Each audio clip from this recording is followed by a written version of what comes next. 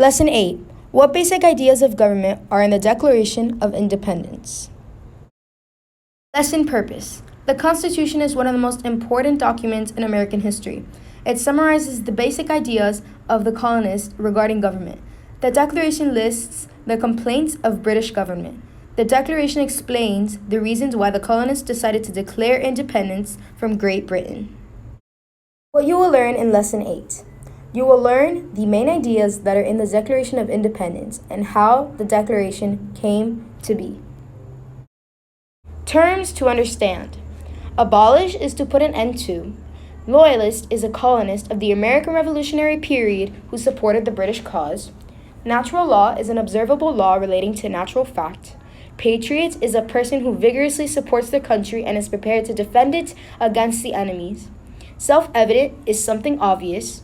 Tories are American colonists that support the British, in other words, loyalist. Unalienable rights is the rights that cannot be taken away, denied, or transferred to another person. Why was the Declaration of Independence written? The day of June 7th, 1776, the Continental Congress called for the colonies so they can declare independence on British.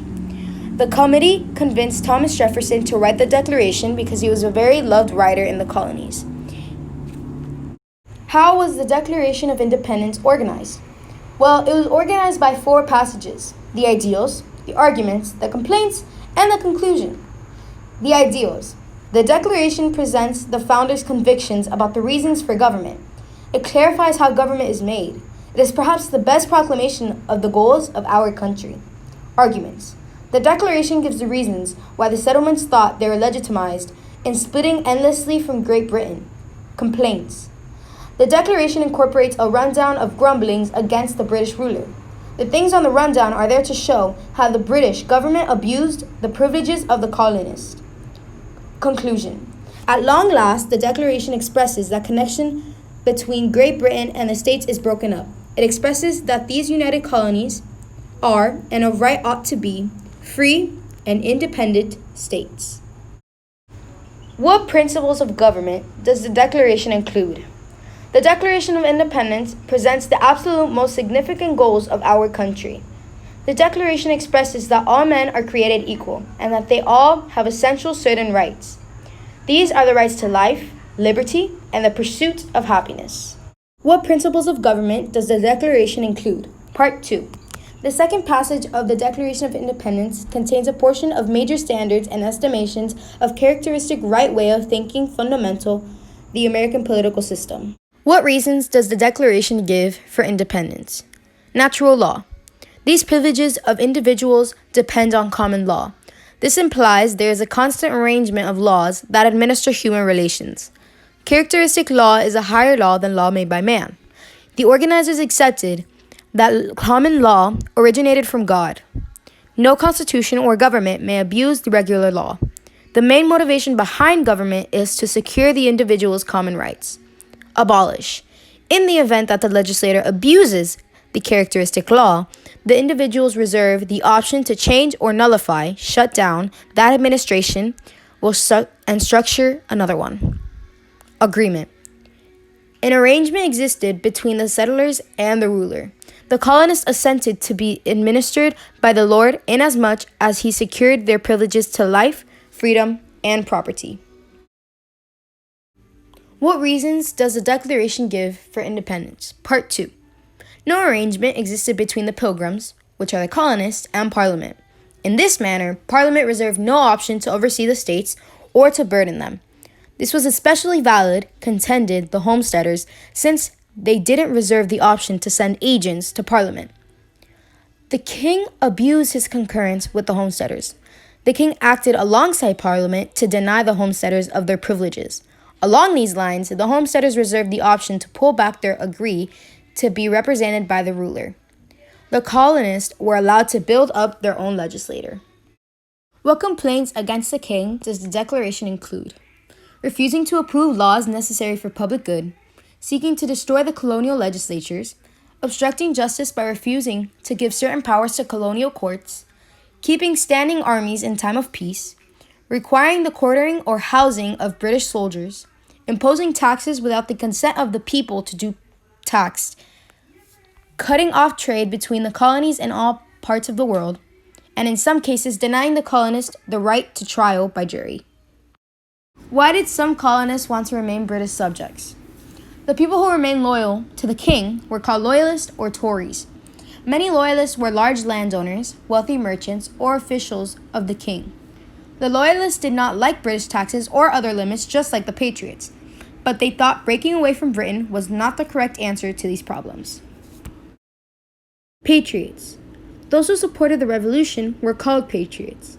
For example, Benjamin Franklin was a patriot, but on the other hand, his son was a loyalist. African Americans were both loyalists and patriots. They all had different opinions.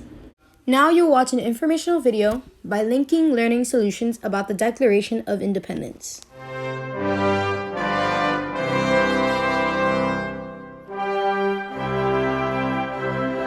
The year was 1776, and the idea of independence had been growing for a long time.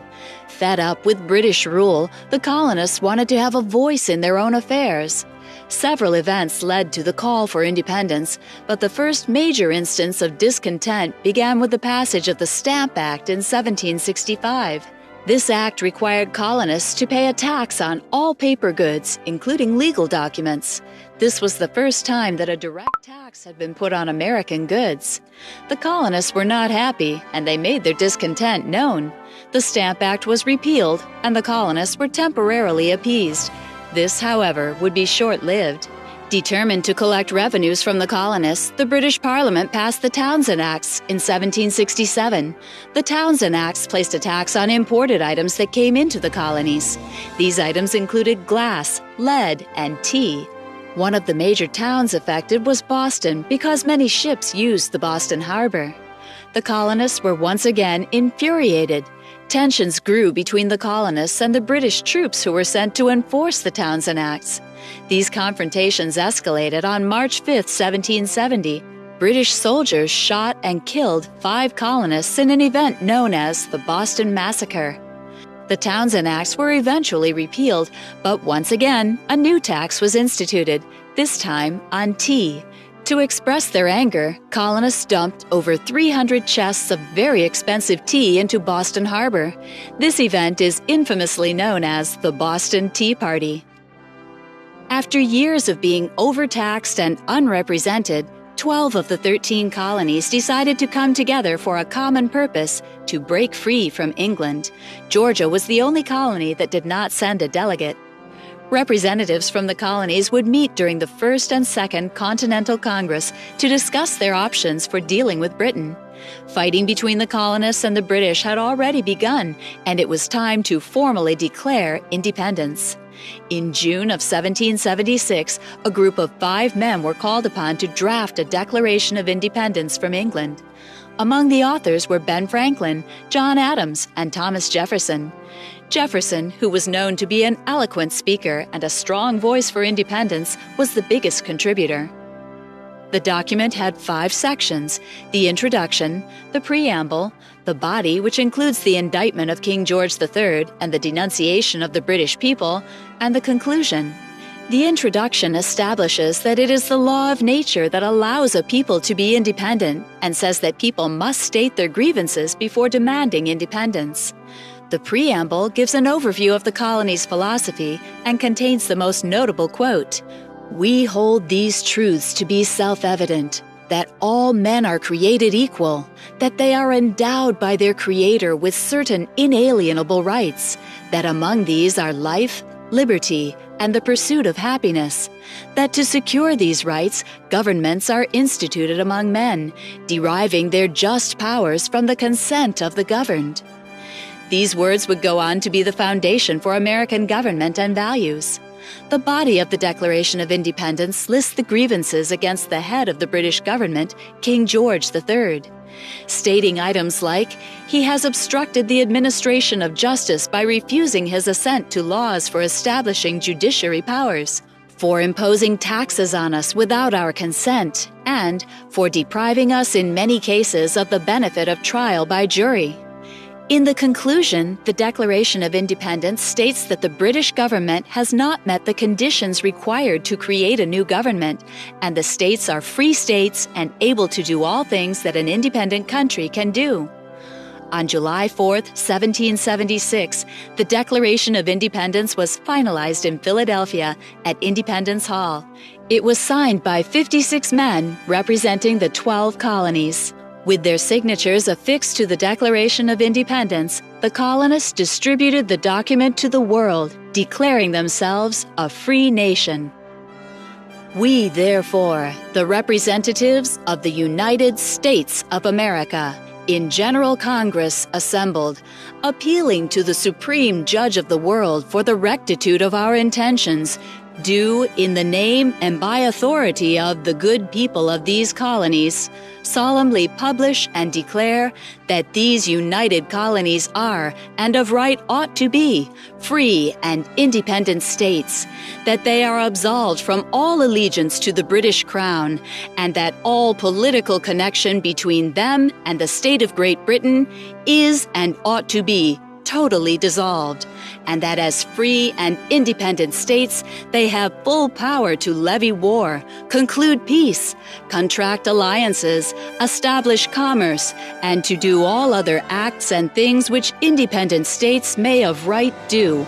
And for the support of this declaration, with a firm reliance on the protection of divine providence, we mutually pledge to each other our lives, our fortune,